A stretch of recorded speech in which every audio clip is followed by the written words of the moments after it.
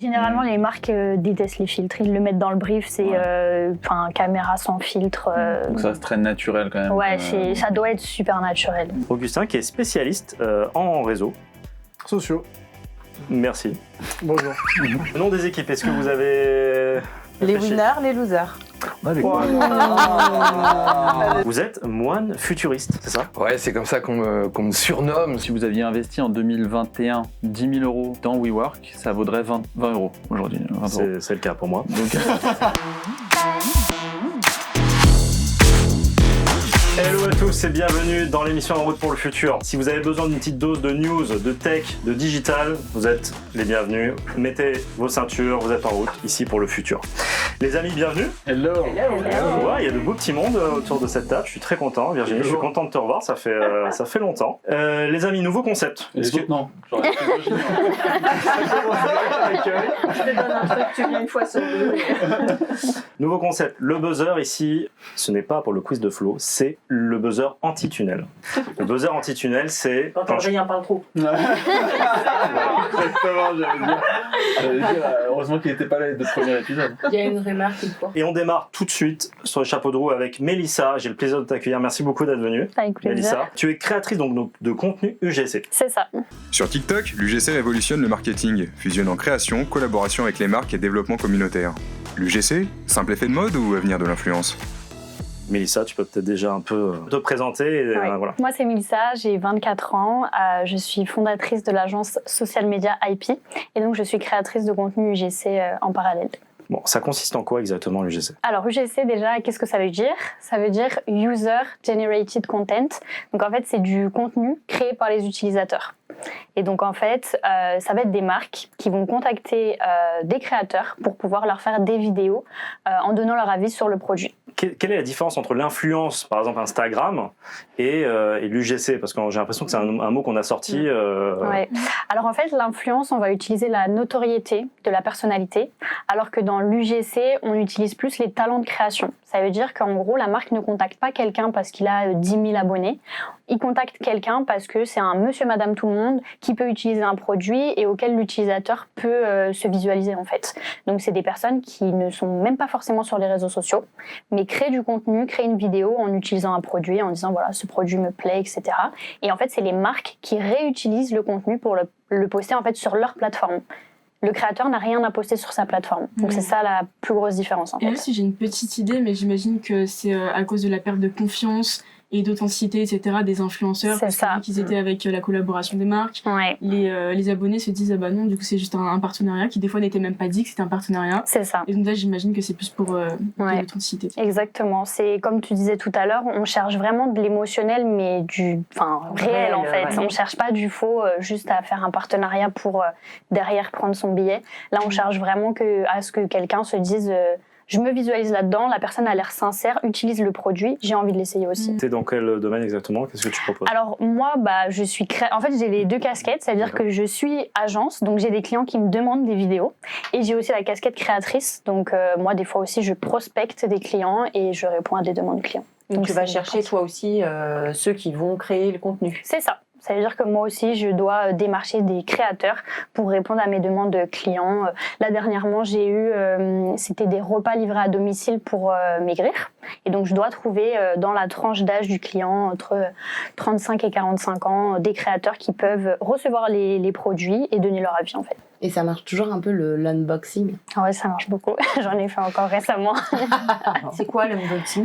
C'est quand tu reçois le colis et en fait tu ouvres la boîte. C'est un moment où on adore recevoir des colis et donc en fait on ouvre la boîte et la communauté va voir directement en direct. C'est comme si on ouvrait le colis avec la personne. Donc on ouvre la boîte, il y a un petit peu d'ASMR en plus. Je sais pas si vous connaissez l'ASMR. Ouais. Adrien connaît très bien. On dort que avec de l'ASMR, d'ouverture de boîte en UGC. C'est une niche.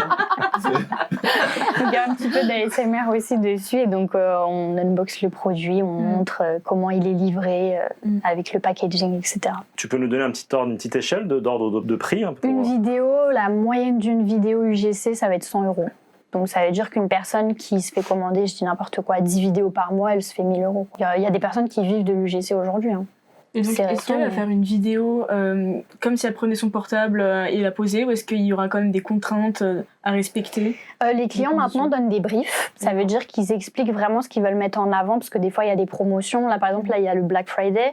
Ils demandent beaucoup de mettre en avant un produit qui va en fait être. Enfin, il va y avoir une réduction derrière, donc c'est pour pousser à l'achat, quoi. Est-ce que vous êtes soumis à la même réglementation que les influenceurs? Les nouvelles réglementations là qui sont en train de se mettre en place? En fait, comme il y a moins d'effet de je le mets en story, parce que c'est pas le créateur qui le poste en story, on n'a pas besoin de mettre les hashtags collaboration commerciale. D'accord. Ça veut dire que c'est la marque qui va réutiliser la vidéo. Par contre, la vidéo, il y a des droits dessus. Ça veut dire que la marque, dans le contrat, je pense que c'est un truc pour toi, ça, dans le contrat, met combien de temps elle possède la vidéo. Ah ouais, souvent, d'accord. c'est 1 an, etc. Elle doit absolument spécifier si c'est une publicité ou pas, Ah parce que du coup, la visibilité de la personne, elle va être beaucoup plus large si c'est en pub. Et c'est réglementé, quoi. Et sur les filtres, les catégories de produits qui sont interdits à ce type de contenu? Généralement, les marques détestent les filtres. Ils le mettent dans le brief. C'est caméra sans filtre. Donc ça reste très naturel quand même. Ouais, ça doit être super naturel. Ok. Ouais. Bah moi, j'achète toutes mes chemises grâce à... Non, je sais. Je me suis fait avoir, tu vois, je me suis fait... Non, c'est très bien.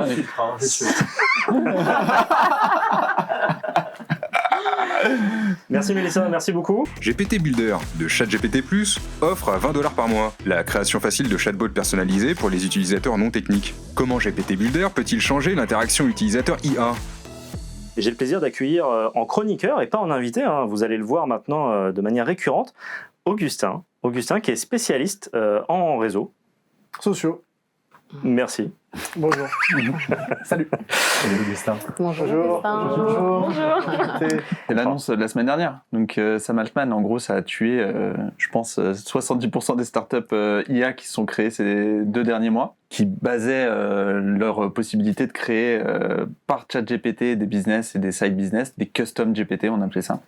Et eux, ils ont complètement coupé les... Oh non, c'est pas sympa. Salut.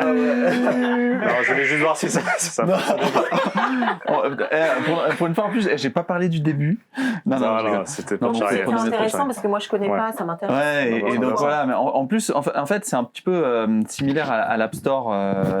ChatGPT, c'est un peu en train de devenir, pour la différence avec Mistral ou Hugging Face, d'autres entreprises dans On va l'IA. parler d'ailleurs de Mistral tout à l'heure. Restez avec nous, on en parle tout à l'heure. Ouais, la super IA française, c'est que c'est privé, c'est un écosystème privé, ils partagent pas leur technologie, ChatGPT, et Apple faisait la même chose en créant un App Store où tu pouvais développer une app, elle était certifiée, et après tu pouvais lancer un business.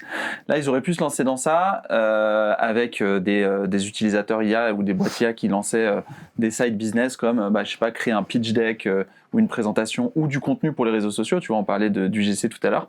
Tu aurais pu donner 100 vidéos du GC et lui dire crée-moi une vidéo IGC ou une storyboard d'une vidéo IGC basée sur ces vidéos-là en 1 seconde. Et en fait, ChatGPT a dit non, on va pas laisser des entreprises prendre cette part de business. Nous, on va le permettre aux utilisateurs qui sont payants chez nous de pouvoir créer ce type de business. C'est un vrai game changer finalement. Je pense Ouais, que ça totalement. va aussi être très utile dans les entreprises, puisque de toute façon, on a tous des systèmes différents pour travailler. Et donc, le fait justement d'avoir ce truc de custom, c'est un peu comme quand on avait avant un intranet dans une boîte et on échangeait des informations. Là, on va le faire via ce builder, quoi. Donc, super avancé. Mais tu sais qu'il y a des gens qui vendent des documents de 1500 prompts. Tu dis, vas-y, je suis en marketing, il y en a 50, je fais de la finance, t'en as 50, c'est branché à Excel, c'est la folie. Donc il y a des mecs qui vendent de la documentation avec que des prompts. Et je pense qu'il y avait aussi, par rapport au chat builder, un souci de confidentialité. Et je pense que les entreprises, elles pouvaient pas se permettre non plus d'aller mettre tout leur business sur un truc extérieur. Donc ça, le chat builder, ça va permettre de refermer tout ça. Puisque, attention, tout ce qu'on envoie, c'est partagé. On est très généreux Ah bon? en ce moment. Ah ouais, tu crois? Ouais. Il n'y a pas de protection des données?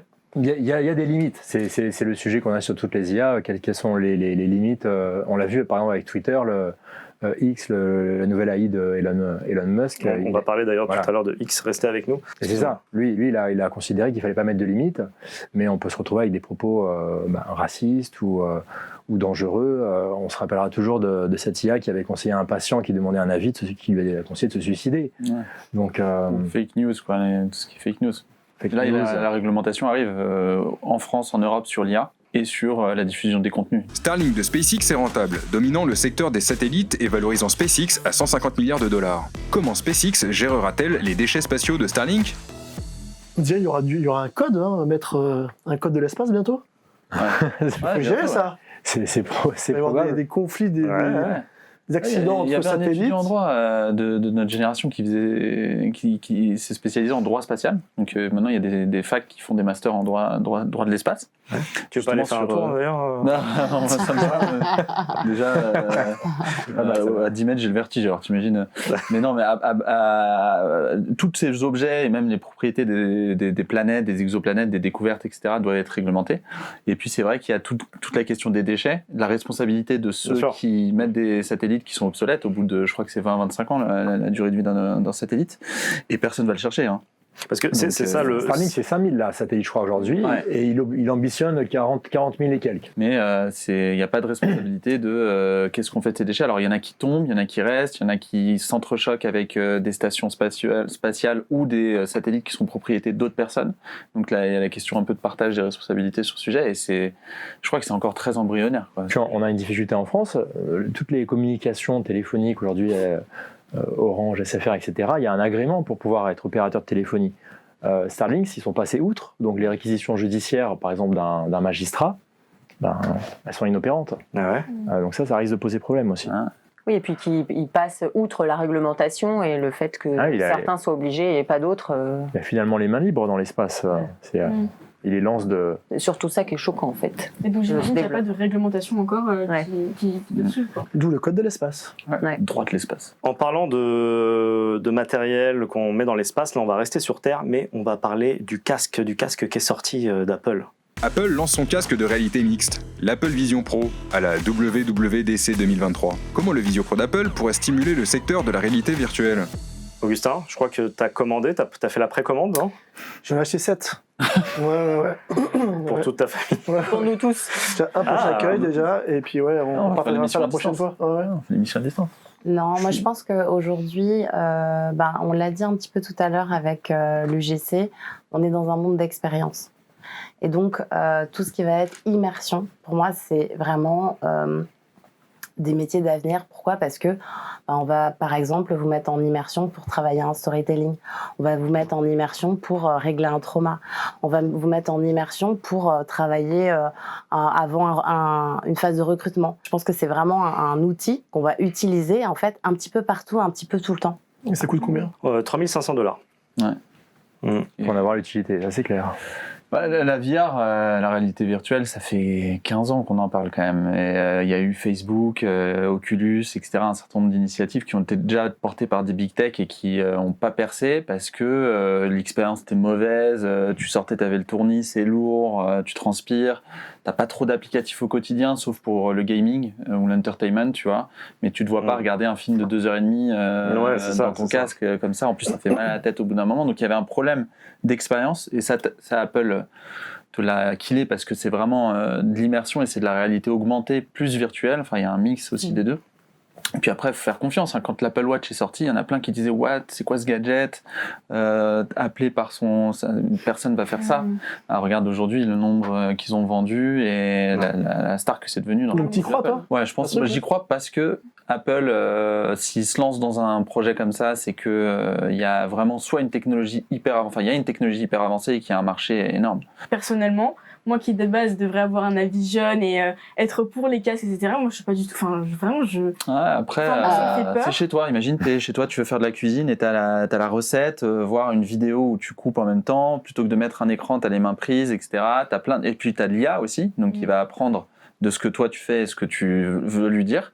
Tu peux lui dire de broadcaster une vidéo pendant que tu es en train de faire quelque chose, ou tu vois, c'est vraiment, et c'est pas contraignant comme casque de ce que j'ai pu voir au début. T'as un affichage 4K et je crois que t'as 12 caméras et 5 capteurs qui te permettent de t'immerger à fond dans le truc. Et c'est lourd ou pas ? Parce que quand on voit ce qui est montré sur les exemples, ça n'a pas l'air très très lourd. Ça n'a pas l'air très lourd. Après, je pense qu'il faut penser à la batterie, il faut penser à tout ça. Donc c'est peut-être un peu.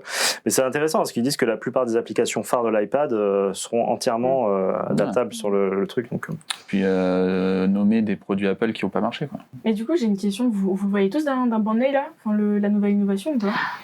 Oui, non, on verra. Après, il faut s'adapter. Tu disais, on se crée une seconde vie. Pour moi, tout le monde a 5 vies, là. Entre les réseaux sociaux, le téléphone, la mobilité, Enfin, en vrai... Je pense que ça va pas changer grand-chose dans la manière dont les gens vont être du coup déconnectés entre eux et extrêmement connectés dans la réalité virtuelle. Je sais pas, il y a peut-être des gens qui ont besoin de se retrouver et que ça va leur faire du bien. Moi, je pense qu'ils vont plutôt se perdre.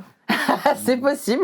C'est vrai que pour des gens qui peuvent être un peu renfermés, qui peuvent avoir peur de l'extérieur et tout ça, je pense que c'est un coup à être encore plus renfermé et encore plus complètement te replier sur toi. Si tu as les moyens de t'acheter un casque à 3500 balles quand même, ça, c'est pas non plus à la portée de tout le monde. Hein. Peut-être d'autres vont te dire, moi je m'évade.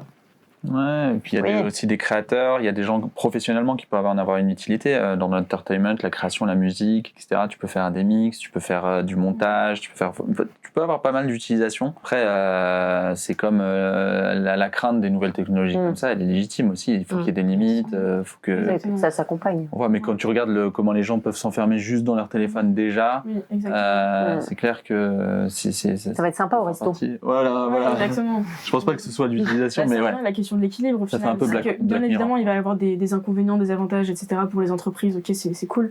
Mais pour des gens de mon âge, etc., mais ils vont se perdre, mais extrêmement vite. Parce qu'on n'a pas forcément cette notion d'équilibre. Et c'est s'évader, j'ai une nouvelle vie, etc. Moi, je pense que ça peut partir très loin, que ça peut pas forcément avoir des avantages dans tous les côtés, quoi. En parlant d'Apple, en parlant d'Elon Musk tout à l'heure, on va passer au quiz de Flo. Le quiz de Flo. Enchanté, auditeur libre. Enchanté. Faut pas vraiment appeler ça un quiz. Ça fait toujours plaisir de. C'est le game lover. Tu vas bien ? Bah écoute, ça va très bien toi. Ouais, écoute. Ce côté va tenter la passe de 3 émissions, 3 victoires. On va y arriver. Alors déjà, avant de commencer toute chose, ce buzzer ne sert pas au jeu quiz. Obligé d'aller loin. Sert juste pour les tunnels d'Adrien. Le nom des équipes, est-ce que vous avez... Les winners, les losers. Ouais, mais Oh, quoi Elle est merde. C'est fort. Hein. C'est fort. Ouais. Ça commence fair play, c'est bien. Bon alors, le nom des équipes ? Terminator. Bah dans Terminator, t'as Hathor. Donc j'ai pas envie d'avoir tort. Ouais, c'est vrai que On s'appellera Termine la raison. Ah, termine la raison. Termine la raison, c'est Termine pas la mal. raison. C'est pas mal. Et Game Lover. Game Lover. Game over. Il faut attendre que j'ai terminé d'énoncer tous les choix de réponse pour pouvoir répondre. D'accord ? Sinon, Adrien les répète tous les uns à la suite des autres. Mais si on connaît la réponse avant que tu fasses mais tu la les connaîtras choix. pas. Tu la T'es sûr ? Ouais. Alors, première question, les amis. Première question, vas-y, Florian. Où est-ce que Alexandre a acheté sa chemise ? Tati. c'est dommage, je connaissais la deuxième réponse. Il y a un rayon mode par ici. Hein. Entre les mères Noël et le rayon mode, on est plutôt mal gosse. Hein. Il y a un petit sur les. Sur le. Ouais, est-ce que vous êtes prêts ? Oui. Hein ? Alors, quel est le nom de la première start-up française à avoir été valorisée plus d'1 milliard de dollars ?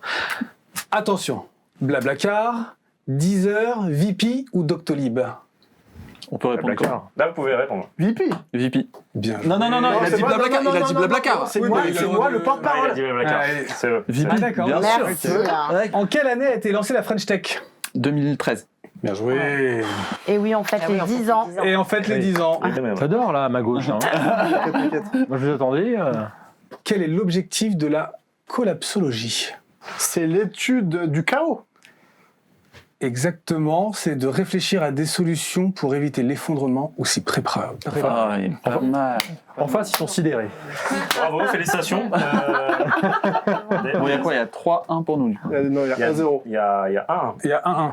Mais il y a 5-0, arrêtez. Mais il y a 3 questions. Quel est le principal défi éthique posé par l'intelligence artificielle ? L'éventualité d'une IA développant un ego surdimensionné, le risque de biais dans les algorithmes ou la possibilité que l'IA devienne dangereuse pour l'humanité ? Elle devient dangereuse pour les gens. 2. Dangereuse. Les algorithmes. Le risque de biais dans les algorithmes. Les biais, Les biais dans les algorithmes. Les algorithmes biaisés, ouais. Non, là, je vais dire Vers les la choix de tête. réponse et il va falloir être rapide. Quelle est la start-up française la plus surprenante selon les experts ? Doctolib, car elle permet de consulter un médecin en pyjama. Blablacar, car elle encourage les gens à parler à des inconnus et parfois à des gens très, très, très bizarres. En pyjama. Le slip français, car elle a réussi à rendre sexy le slip, n'est-ce pas Adrien ? Et aucune cœur surprenant n'est pas un critère de classement. Exactement. 3, 4. 4. Pas sûr que non. Si on peut faire une dédicace à Makram qui perd à chaque fois, bah, au moins il peut se dire que c'est pas de sa faute. Bravo. Ah, t'as posé le cadeau? C'était une belle super team. Merci. Ah, bravo. Bravo. Trop beau. Bon, félicitations. Ah, il reste à la maison, hein? Pour une fois que tu gagnes, Adrien. Non, 3 étoiles. Tac. C'est bon. Pas mal. Merci, Game Lover. Bon, mais en tout cas, merci Florian, merci pour tout. À bientôt. Merci. La Chine vise à produire en masse des robots humanoïdes d'ici 2025, intensifiant la compétition avec les États-Unis. Dans les services IA, quelle répercussion aura l'objectif chinois sur les robots humanoïdes ? Et pour répondre à cette question, j'ai le plaisir d'accueillir Bruno Marion, bonjour. Bonjour. Merci de venir avec nous sur le plateau. Merci. Vous êtes moine futuriste, c'est ça? Ouais, c'est comme ça qu'on me surnomme. Ça, mon métier, c'est d'être auteur, d'être conférencier, et ma mission, c'est de convaincre ceux qui ne sont pas encore convaincus que nous vivons, nous les humains, une transition tout à fait exceptionnelle de par son échelle et sa rapidité, sa vitesse. Et donc moi, je développe les outils pour qu'on soit plutôt du côté des opportunités, cette transition en traitant beaucoup de risques et d'opportunités. D'accord, vous avez d'ailleurs écrit un livre que j'ai ici. On ne va pas forcément tous finir avec une hache au fond de la forêt. Ouais, c'est mon dernier livre qui vient juste de sortir. On va parler de ces fameux robots humanoïdes. Qu'est-ce que vous en pensez? Moi, je pense que c'est un sujet qui est fascinant parce que, en fait, ce qu'ils veulent faire les Chinois, ils appellent ça des cobots, des robots collaboratifs. Et donc, en gros, c'est un robot qui va pouvoir aider, par exemple, des humains à porter des caisses dans un entrepôt, comme fait Amazon. Et en fait, la question qu'on peut se poser d'un point de vue juridique, c'est qu'est-ce qui se passe si le robot jette la caisse sur quelqu'un et le tue, par exemple? Qui est responsable? Est-ce que c'est le constructeur, garantie du vice caché? Est-ce que c'est celui qui exploite le robot? Dans ce cas, voilà, c'est une mauvaise mise en œuvre des consignes. Est-ce que c'est la caisse? parce que voilà, c'est des robots qui vont être dirigés par des IA, et on sait que les IA, voilà, peuvent avoir des hallucinations, etc. Et ça pose des sujets. Le Parlement européen commence à réfléchir à une personnalité juridique pour les robots. Parce qu'on se demande, voilà, aujourd'hui on a la personnalité des personnes physiques, des personnes morales des sociétés, est-ce que demain on n'aura pas une personnalité pour les robots par entière pour un peu se dégager des erreurs qu'ils pourraient commettre et des préjudices qu'ils pourraient commettre. Moi, c'est ça qui me fascine sur ce sujet. Est-ce que c'est qu'une idée ou est-ce que c'est vraiment en train de se mettre en place? C'est en train de se mettre en place. Le Parlement européen y songe. Il y a des pays comme le Japon ou je crois que c'est les Émirats arabes qui ont même donné la citoyenneté à des robots. Il y a des traces concrètes de développement de personnalité. Puis il y a déjà en droit la responsabilité dans les voitures autonomes. C'est le constructeur. Voilà. Pour l'instant, qui est responsable des morts, parce qu'il y en a déjà eu pas mal. Qui est écrasé entre 10 bébés ou un vieillard. Ouais. Alors, les robots évoluent un petit peu moins vite que l'IA, parce que les robots, il y a un truc de matériel, quoi. Enfin, c'est fou de se dire que ChatGPT a quoi, 1 an, et de voir comment ça s'est développé. Moi, ce que je trouve que ça fait ressortir, au-delà de l'aspect technologique, c'est quoi d'être humain? Une fois qu'on a une intelligence artificielle qui fonctionne aussi bien que nous ou mieux que nous, une fois qu'il y a des robots qui vont être capables de faire des choses qu'on n'est pas capable de faire, c'est quoi être un être humain? Et ça, c'est une question que se posaient avant les philosophes. Après, moi, je trouve que par rapport aux robots, il y a quand même une partie importante qui va être aider pour la pénibilité du travail. Et ça, par contre, dans énormément de métiers, c'est quand même une belle avancée. Parce qu'aujourd'hui, que ce soit justement dans les métiers de la manutention, dans l'agriculture, je veux dire, l'arrivée de ces robots, c'est quand même assez magique. On en a parlé dans l'épisode 2 d'ailleurs, avec la supply chain, les robots qui... Pour ceux qui ne l'ont pas vu, n'hésitez pas. Transportent des caisses, etc., comme tu dis. Ouais. On parle robot, mais là on va revenir à l'humain. Avec WeWork. WeWork a déclaré faillite pour réduire sa dette et poursuivre ses opérations mondiales normalement. Le travail à distance a-t-il influencé la faillite de WeWork ?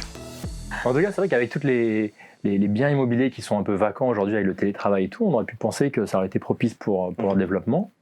Parce que c'est bien qu'on pourrait réutiliser pour ça, mais... Non, ça fait partie des causes exogènes de la chute de WeWork, c'est le retour du télétravail, puis le changement des pratiques, le retour à l'office. Il y a des gens qui en ont assez de travailler chez eux et qui cherchent un peu des endroits... Exactement, mais je sais pas si vous c'est pareil, mais toutes les boîtes ont un peu connu la même chose. Il y a des vidéos qui circulent là-dessus sur les réseaux sociaux un peu humoristiques, disant la première année c'est on est super ouvert au télétravail, la deuxième c'est bon alors le mercredi et le vendredi, et là maintenant la troisième phase c'est tout le monde au bureau et on arrête on arrête. Ouais, mais aujourd'hui, c'est plus tellement Ce tout qui le est monde au dommage. bureau tout le temps. Ouais, non, c'est au il y a moins quand même 2-3 une pratique. jours de télétravail Ouais, par semaine. pour les boîtes, mais il y a beaucoup de grands groupes et de corporates qui ont des frais de bureau tellement Oui, importants qu'ils peuvent pas quelque part se permettre de pratiquer ça dans la durée, et donc ils cherchent un peu. Mais dans la pratique, c'est très dur de faire revenir après les employés sur quelque chose de. Puis avec la nouvelle génération, mais on en parlera peut-être après, du télétravail. Juste après.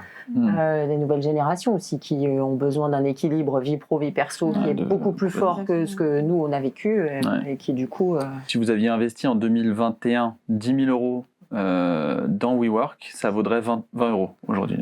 C'est le cas pour moi. Donc, d'où la chemise. C'est perdu. Qu'est-ce que vous en pensez de ça? Alors moi je trouve ça assez fascinant cette histoire de WeWork et du télétravail. Ce qui est sûr, c'est que le monde est devenu plus incertain. Et je trouve que c'est un exemple vraiment presque caricatural, au sens négatif. Le monde est devenu plus incertain parce que on n'a jamais été aussi nombreux, on n'a jamais été tant connectés. Donc il y a tellement de choses qui changent très très vite. Et pour le coup, ils en sont la victime. Et ceux qui ont misé 10 000 euros il y a 2 ans. Ça nous permet d'ailleurs de faire une transition avec le télétravail. 2023 voit un retour au bureau, mais le télétravail persiste en France en mode hybride. C'est la fin du télétravail en France ? Non, je pense pas. Je pense que le modèle hybride fonctionne bien. Je pense que c'est un bon compromis entre justement se réorganiser aujourd'hui avec sa vie perso, sa vie pro. Même beaucoup, faut penser aussi aux parents. Ceux qui ont des enfants, le télétravail, ça a quand même enlevé une pression incroyable sur les parents. Je pense que ça va rester dans quelque chose d'hybride. Qui travaille chez soi, qui travaille au bureau. Hybride. C'est la BPI France, le lab, qui a révélé que le télétravail est considéré comme un avantage majeur pour les travailleurs en remote, car il favorise l'innovation et la créativité. Ouais, faudrait que tu bosses un peu plus souvent chez toi. Ouais. Dans la double bastos en moins d'1 minute. Et comment ça s'est mesuré, cette augmentation de créativité et d'innovation par rapport à quoi? T'attends une réponse? Ouais, il y avait des études qui disaient qu'effectivement, t'es vachement plus productif quand t'es chez toi que quand t'es au bureau, parce que quand t'es au bureau, il y en a toujours un qui vient te discuter, que le téléphone sonne plus régulièrement que chez toi. Presque les gens n'osent pas t'appeler en te disant est-ce que je te dérange? Non, en fait, je suis quand même chez moi, mais je bosse quand même. Quoi. Non, il faut un panachage des deux, parce qu'il y a aussi la preuve sur certaines études que la machine à café est très bonne pour la créativité et la productivité de groupe. Le truc hybride, moi je pense que c'est la super solution. Il n'y a pas de modèle unique. Il n'y a pas de modèle unique. Ça dépend des gens, ça dépend des métiers, ça dépend des entreprises.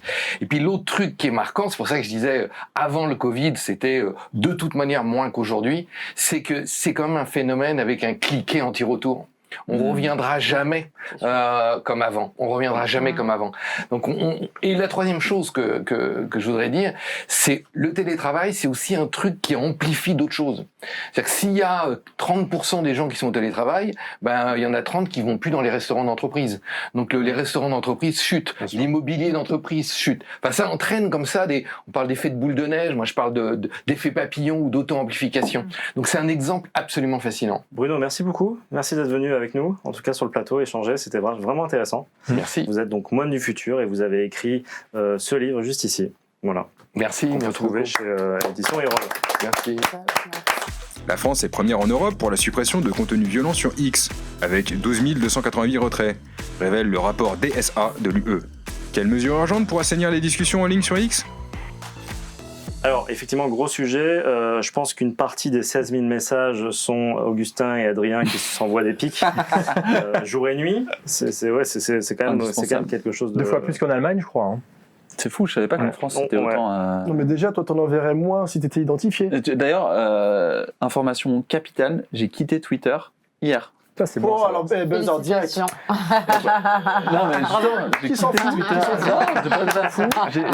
J'avais 5000 follow. C'était quand même. Non, moi j'adorais Twitter. C'était vraiment super pour suivre les news en temps réel. Ouais. C'était très bien pour vraiment avoir des informations qualitatives dans l'entrepreneuriat aussi, sur les boîtes comme elles communiquaient. Mais je peux plus. Mais parce que c'est pas possible. Déjà les top trends, ça devient n'importe quoi. En plus, l'algorithme a complètement évolué.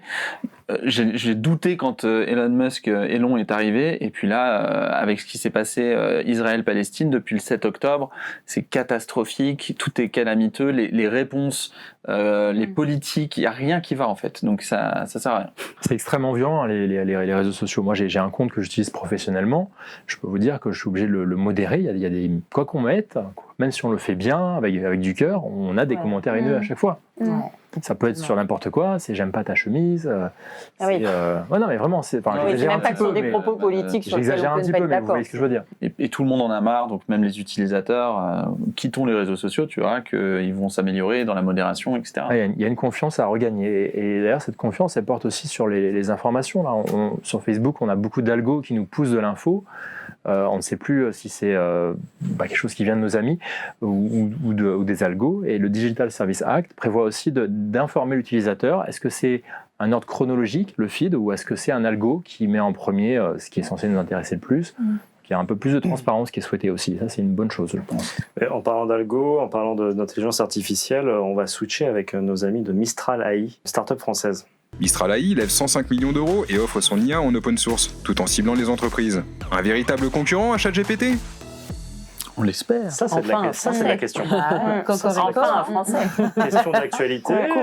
Bah oui. Exactement. Bah là, le commentaire qu'a fait Virginie, maintenant, c'est enfin un français. C'est super intéressant, et pour une fois, parce que j'ai l'impression que c'est toujours les autres puissances étrangères, notamment les États-Unis, etc., qui ont ce terrain. Et pour une fois, bah, on est là. Bon, je pense pas que ça va concurrencer ChatGPT tout de suite, peut-être à l'avenir, mais enfin de se dire, bon, bah, la France va quand même s'imposer sur la scène internationale vis-à-vis de la technologie. Donc ça fait un peu du bien, quoi. Ils ont levé 105 millions d'euros en juin 2023. Là, ils sont en train de lever 400 millions. Au moment où on se parle. Au moment où on se parle.